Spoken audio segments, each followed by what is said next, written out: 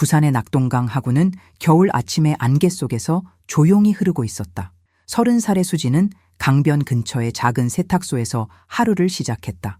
그녀의 손은 차가운 물에 젖었지만 미소는 따뜻했다. 수지는 어릴 때 부모를 잃고 고아원에서 자랐다. 가족에 대한 기억은 희미했지만 그녀는 매일 강을 보며 속삭였다. 어디선가 나를 기다리는 누군가가 있을 거야. 그날 아침 세탁소 문 앞에 한 노인이 비틀거리며 쓰러졌다. 75살쯤 되어 보이는 태호는 낡은 모자와 두꺼운 스카프를 두르고 있었다. 그의 눈은 강처럼 깊었지만 피로와 고통으로 흐렸다. 물 좀. 그의 목소리는 약했다. 수지는 급히 물을 가져다 주고 그의 차가운 손을 잡았다. 괜찮으신가요? 병원에 가셔야겠어요. 태호는 고개를 저으며 미소 지었다. 고맙다, 아가씨. 그냥 좀 쉬면 돼. 수지는 그를 세탁소 안으로 데려와 따뜻한 차를 내주었다. 태호는 떨리는 손으로 차를 마시며 말했다. 너 같은 착한 사람은 드물어. 그의 손목에는 낡은 팔찌가 빛났다. 수지는 그 팔찌가 어딘가 낯익다고 느꼈다. 할아버지, 이 팔찌 어디서 난 거예요? 태호는 잠시 멈칫하더니 답했다. 오래된 물건이야. 잃어버린 가족의 흔적이지. 그의 말은 수진의 가슴을 묘하게 울렸다. 하지만 부산의 거리는 수진의 선행을 곱게 보지 않았다. 45살의 동민, 지역신문의 기자였다. 그는 세탁소 근처를 지나다 태호를 보고 눈을 좁혔다. 저 노인, 수상해. 수진이 또 이상한 짓을 하고 있군. 그는 동네 카페에서 소문을 퍼뜨렸다. 수진이 이상한 노인을 돕고 있어. 뭔가 꿍꿍이가 있나 봐. 카페 주인 50살의 해라는 일을 듣고 고개를 저었다. 동민아, 수진은 착한 애야. 함부로 말하지 마. 수지는 태호에게 매일 음식을 가져다 주고 그의 이야기를 들었다. 태호는 말수가 적었지만 그의 눈빛은 수진에게 따뜻함을 전했다. 그날 밤 강변을 걷던 수지는 태호가 강을 바라보며 중얼거리는 소리를 들었다. 미안하다. 내 가족, 내가 너희를 버렸어. 그의 목소리는 떨렸고 수지는 그의 아픔을 느꼈다. 부산의 강은 그들의 조용한 만남을 품었지만 동민의 소문과 태호의 비밀은 점점 더 큰 그림자를 드리웠다. 수지는 결심했다. 그녀는 태호를 돕고 그의 이야기를 끝까지 알아낼 것이다. 부산의 낙동강은 저녁 노을 아래 잔잔히 흐르며 수진의 불안한 마음을 감싸 안았다. 30살의 수진은 세탁소에서 하루 일을 마치고 태호를 찾기 위해 강변으로 향했다. 75살의 태호는 낡은 모자와 스카프를 두른 채 강변 벤치에 앉아 있었다. 그의 은 팔찌가 노을빛에 반사되었고 수지는 그 팔찌가 어린 시절 어머니의 물건과 닮았다는 느낌을 지울 수 없었다. 할아버지, 오늘 기분이 어떠신가요? 수지는 따뜻한 미소로 물었다. 태호는 떨리는 손으로 강을 가리키며 말했다. 이 강은 내 과거를 다 알고 있어. 잃어버린 것들을. 그의 목소리는 낮았지만 깊었다. 수지는 그의 옆에 앉아 물었다. 할아버지, 잃어버린 가족에 대해 말씀해 주세요. 태호는 잠시 침묵하더니 말했다. 내가 젊었을 때 딸이 있었지. 하지만 내가 잘못된 길을 걷는 바람에 그녀를 떠나야 했어. 그의 눈에 눈물이 맺혔고 수지는 가슴이 아렸다. 할아버지, 그 딸 아직 살아계실지도 몰라요. 수지는 태호를 위해 따뜻한 밥을 가져다 주고 그의 건강을 챙겼다. 그녀는 세탁소의 적은 수익으로 태호의 약을 사주었다. 하지만 45살의 동민은 이를 못마땅히 여겼다. 그는 지역신문에 수상한 노인과 수진의 수상한 관계라는 기사를 준비하며 동네 카페에서 소문을 퍼뜨렸다. 수진이 그 노인과 무슨 꿍꿍이를 꾸미고 있어. 저 노인은 위험해. 그의 말은 주민들을 동요시켰다. 50살의 해라는 카페에서 동민을 꾸짖었다. 동민아, 수지는 착한 애야. 근거 없는 소문 퍼뜨리지 마. 그날 밤 수지는 태호의 팔찌를 자세히 보았다. 팔찌 안쪽에 새겨진 작은 글씨, 영희에게 라는 이름이 눈에 들어왔다. 수지는 숨을 멈췄다. 영희? 우리 엄마 이름이었어. 그녀의 손이 떨렸다. 수지는 고아원에서 어머니가 남긴 유품 중 비슷한 팔찌를 본 기억이 났다. 할아버지, 이 팔찌 어디서 얻으신 거예요? 태호는 그녀의 눈을 피하며 말했다. 오래전 내 딸에게 준 거야. 하지만 그녀를 잃었지. 그의 말은 수진의 가슴을 뒤흔들었다. 동민의 소문은 점점 커졌다. 그는 세탁소 근처에서 태호의 사진을 찍으며 그의 과거를 캐기 시작했다. 헤라는 수진에게 경고했다. 수진아, 동민이 이상한 기사를 쓰려 해. 조심해. 수진은 두려웠지만 태호의 창백한 얼굴을 보며 결심했다. 헤란 아줌마, 저는 할아버지를 믿어요. 그의 이야기를 알아내야 해요. 부산의 낙동강은 그들의 조용한 맹세를 품었지만 동민의 집요한 추적과 태호의 숨겨진 과거는 점점 더 가까워졌다. 수지는 알지 못했다. 태호의 비밀이 그녀의 삶을 영원히 바꿀 것이라는 것을. 부산의 낙동강은 아침 안개 속에서 은빛으로 빛났지만 그 잔잔한 흐름은 수진의 흔들리는 마음을 달래주지 못했다. 30살의 수진은 세탁소에서 옷을 다리며 태호의 은 팔찌에 새겨진 영희에게 라는 글씨를 떠올렸다. 그녀의 어머니 이름 영희. 그 이름은 수진의 어린 시절 기억을 뒤흔들었다. 75살의 태호는 강변 벤치에서 점점 더 약해 보였다. 그의 기침은 심해졌고 수진은 그의 건강이 걱정되었다. 그날 아침 수진은 태호에게 따뜻한 죽을 가져다 주었다. 할아버지, 이거 드시고 힘내세요. 태호는 떨리는 손으로 숟가락을 들며 말했다. 수진아, 넌 왜 나 같은 사람을 돕는 거지? 나는 아무것도 줄 게 없어. 그의 목소리는 약했지만 진심이었다. 수진은 미소 지으며 답했다. 할아버지, 제가 도우면 그게 제 행복이에요. 그리고 그 팔찌, 제 어머니와 관련이 있을지도 몰라요. 태호의 눈이 순간 흔들렸다. 영희, 네가 그 이름을 어떻게? 그의 말은 중투에 멈췄다. 수진은 태호의 반응에 확신이 생겼다. 그녀는 50살의 헤란에게 달려가 도움을 청했다.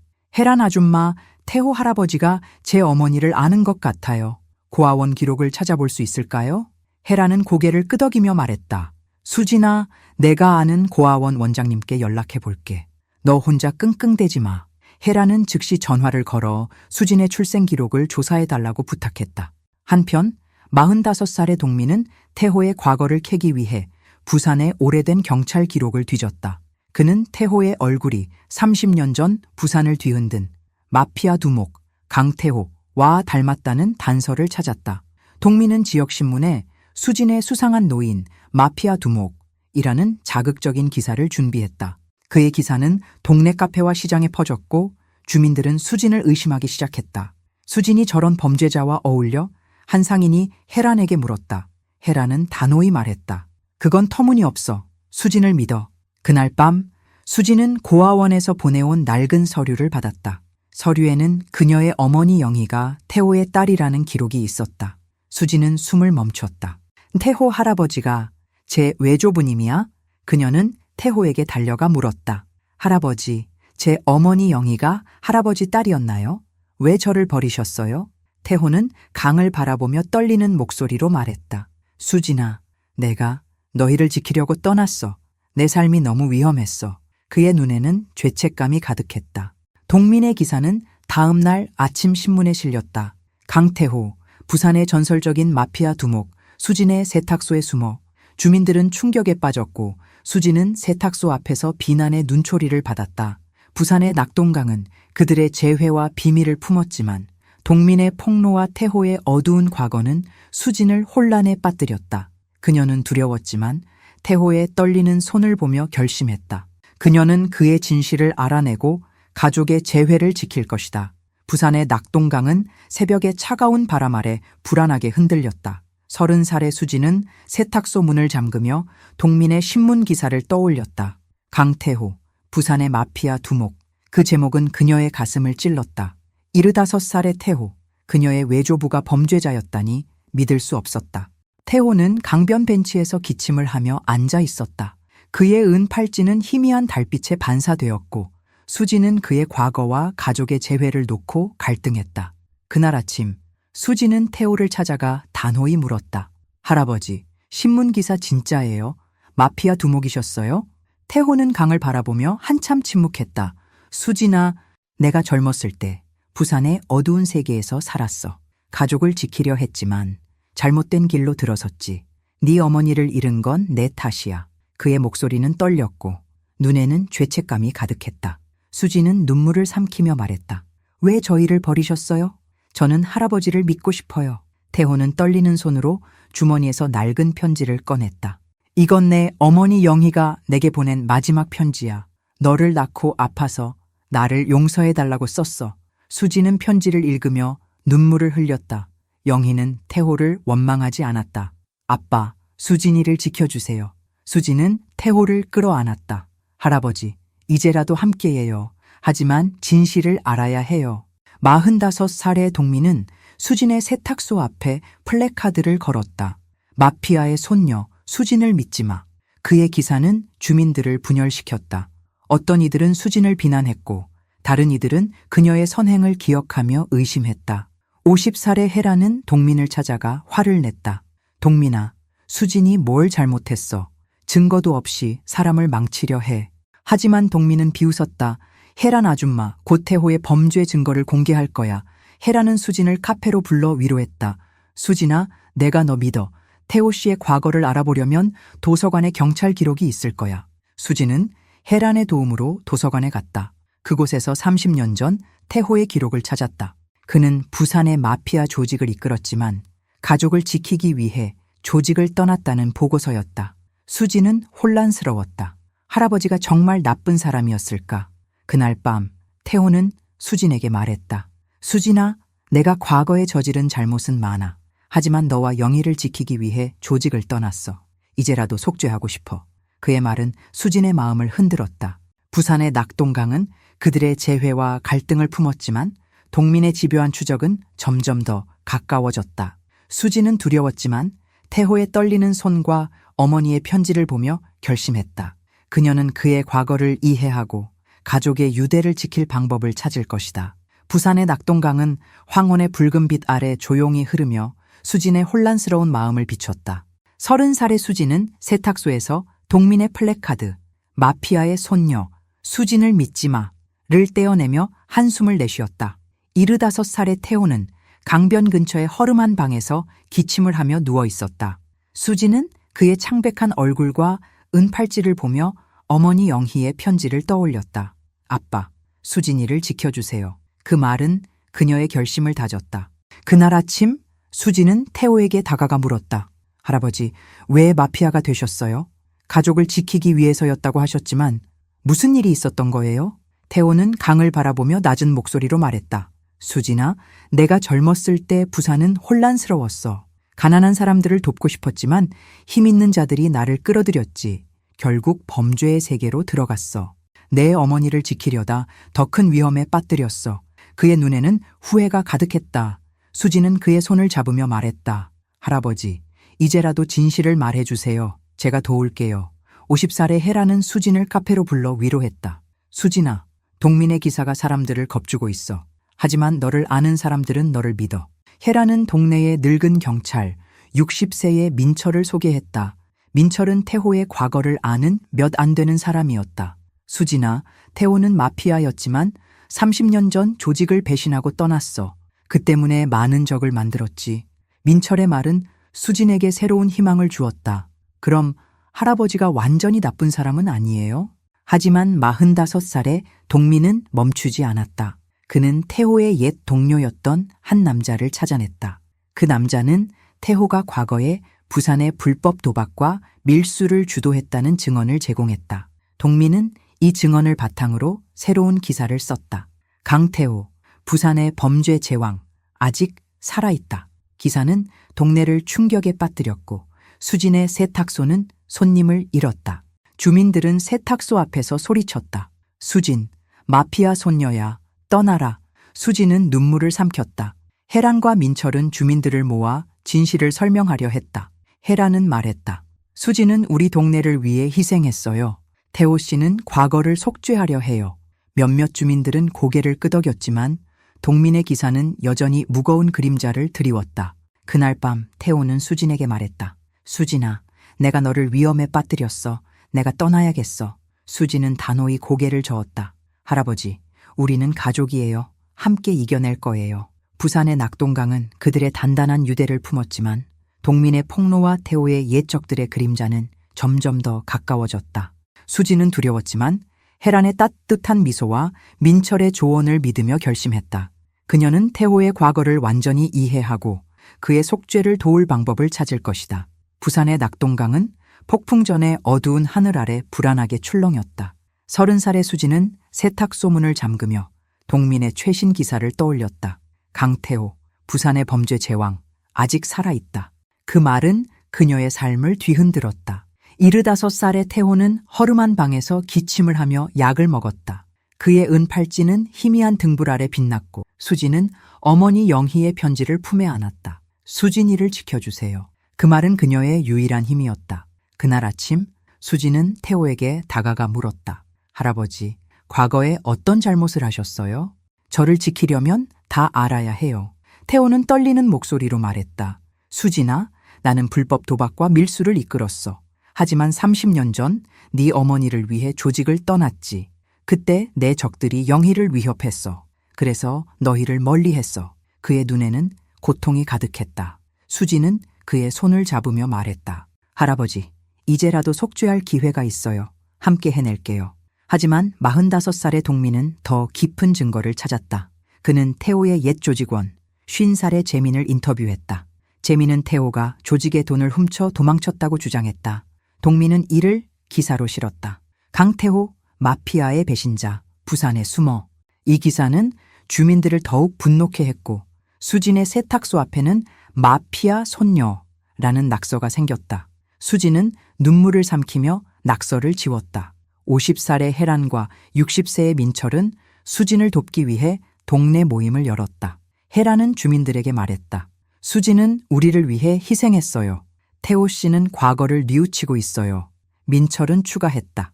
태호는 조직을 떠나며 부산의 범죄를 줄였어. 그는 속죄하려 해.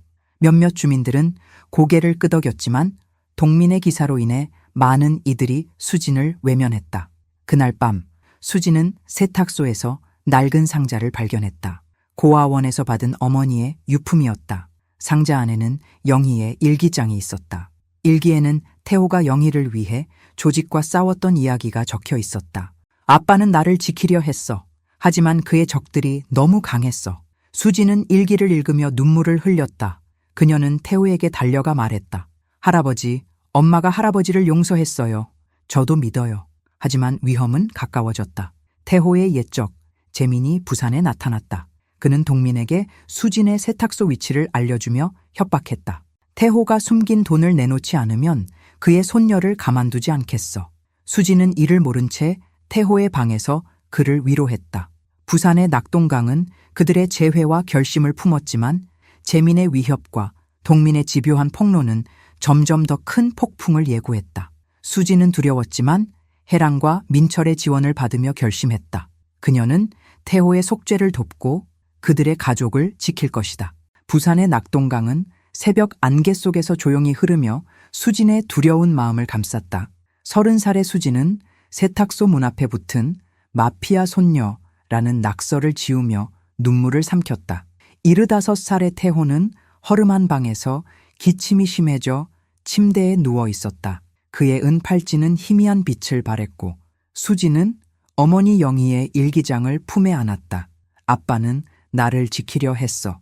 그 말은 그녀의 결심을 굳혔다. 그날 아침 수지는 태호에게 다가가 물었다. 할아버지, 재민이라는 사람이 누군가요? 왜 할아버지를 찾는 거죠? 태호는 창백한 얼굴로 강을 바라보며 말했다. 수진아, 재민은 내 옛 조직의 부하였어. 내가 조직의 돈을 숨겼다고 믿고 있어. 하지만 그 돈은 영희를 위해 남긴 거였어. 그의 목소리는 약했지만 단호했다. 수진은 놀라며 물었다. 그 돈이 어디 있나요? 우리가 진실을 밝혀야 해요. 태호는 고개를 저었다. 너를 위험에 빠뜨릴 수 없어. 50살의 혜라는 수진을 카페로 불러 위로했다. 수진아, 민철 아저씨가 재민을 조사하고 있어. 그가 위험한 인물이야. 60세의 민철은 경찰 시절 태호의 조직을 수사했던 경험을 떠올리며 말했다. 재민은 태호가 떠난 후 조직을 장악했지. 그가 수진 너를 위협할지도 몰라.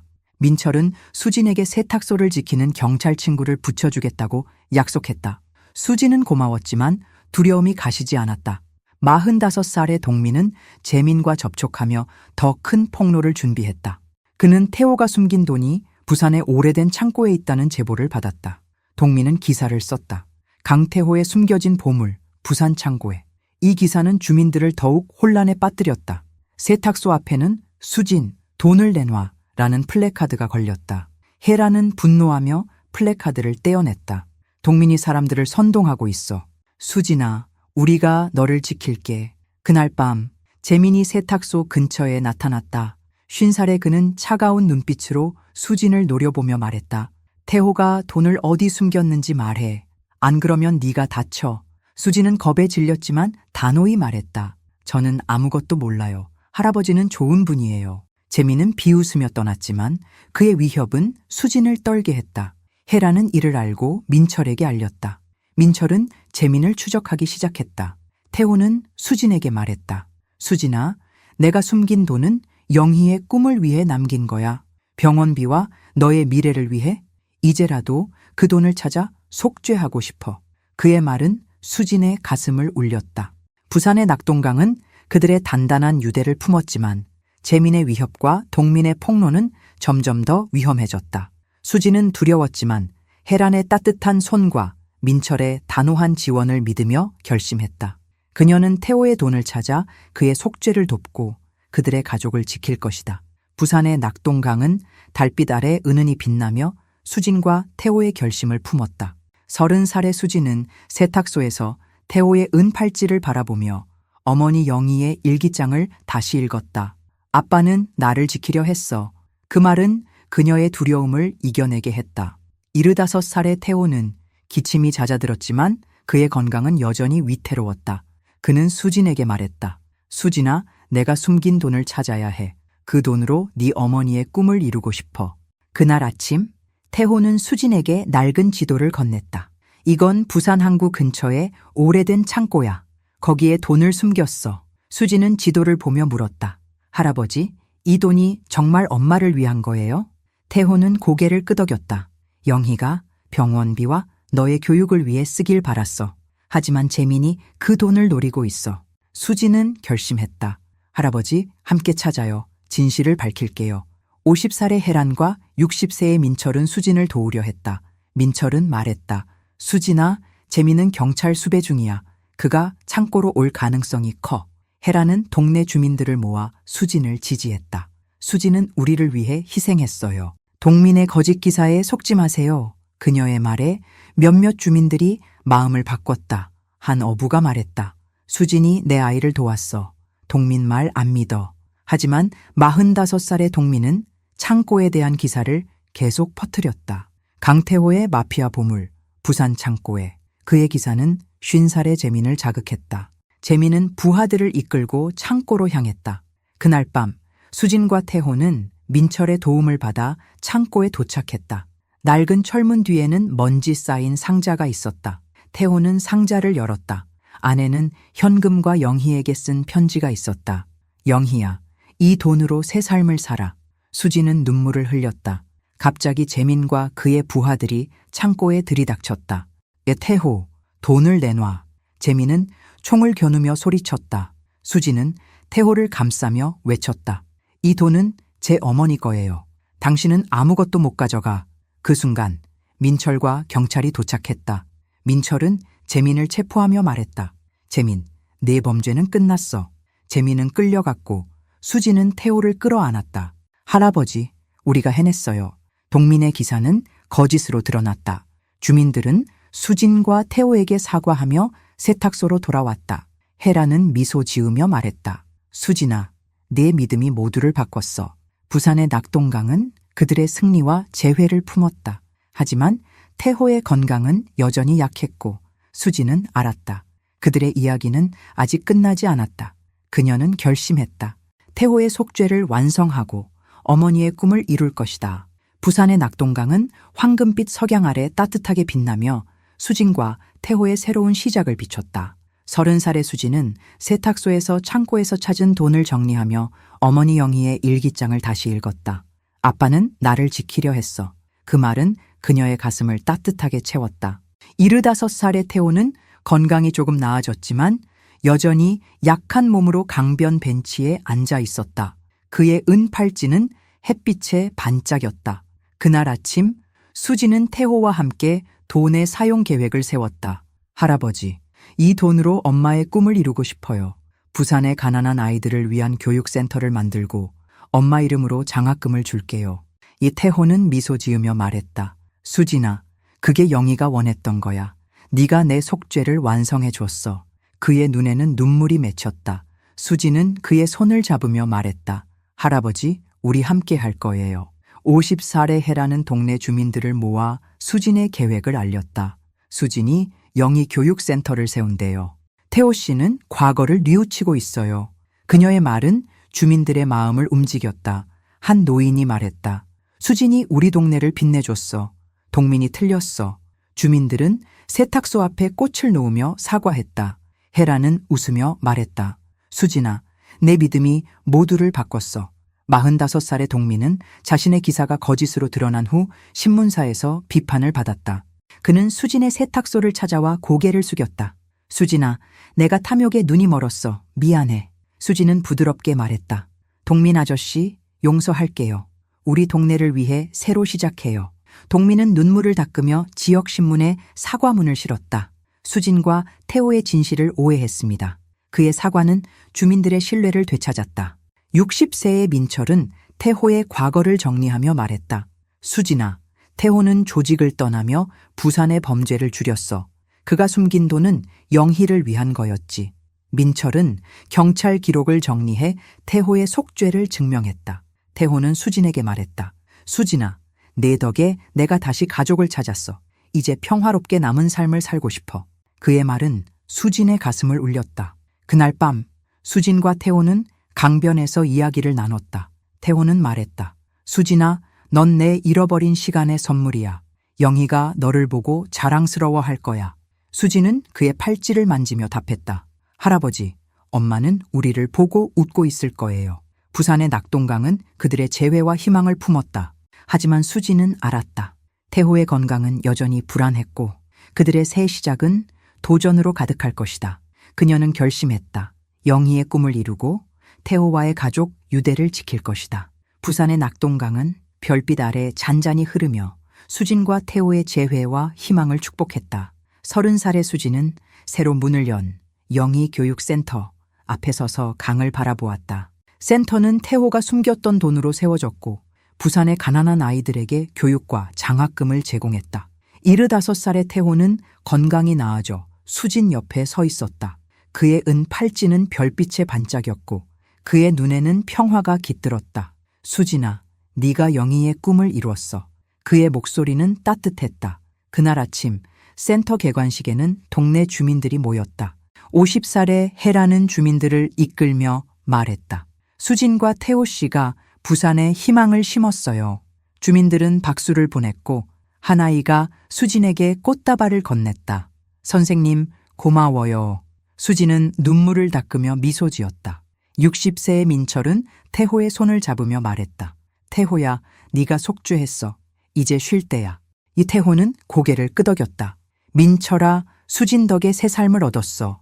45살의 동민도 개관식에 참석했다. 그는 지역신문에 센터를 칭찬하는 기사를 썼다. 영희 교육센터, 부산의 새 희망. 그는 수진에게 다가가 말했다. 수진아, 내 믿음이 나를 바꿨어. 앞으로 좋은 기사만 쓸게. 수진은 미소 지으며 답했다. 동민 아저씨, 함께 부산을 더 나은 곳으로 만들어요. 동민은 센터의 자원봉사자로 합류하며 새 출발을 다짐했다. 태호는 센터의 작은 정원에서 수진과 이야기를 나눴다. 그는 영희의 일기장을 꺼내며 말했다. 수진아, 이 일기 끝에 내 어머니가 쓴 마지막 글이 있어. 수진은 떨리는 손으로 일기를 펼쳤다. 수진아, 네가 아빠를 찾으면 꼭 안아줘. 그는 좋은 사람이야. 수진은 눈물을 흘리며 태호를 끌어안았다. 할아버지, 엄마가 우리를 보고 웃고 있어요. 태호는 미소 지으며 말했다. 수진아, 넌 내 잃어버린 가족이야. 네 덕에 다시 살았어. 그날 밤 수진과 태호는 강변 벤치에 앉아 별을 바라보았다. 태호는 말했다. 수진아, 내 남은 시간은 짧아. 하지만 너와 이 순간이 내 전부야. 수진은 그의 팔찌를 만지며 답했다. 할아버지, 우리는 영원히 가족이에요. 이 강이 우리를 기억할 거예요. 부산의 낙동강은 그들의 약속과 사랑을 품었다. 주민들은 수진과 태호의 이야기를 아이들에게 전하며 가르쳤다. 친절과 용서는 세상을 바꾼다. 수지는 센터에서 아이들을 가르치며 새로운 꿈을 꾸었다. 그녀는 태호와 함께 어머니 영희의 유산을 이어가며 부산에 희망을 심었다. 낙동강은 그들의 이야기를 영원히 간직했다.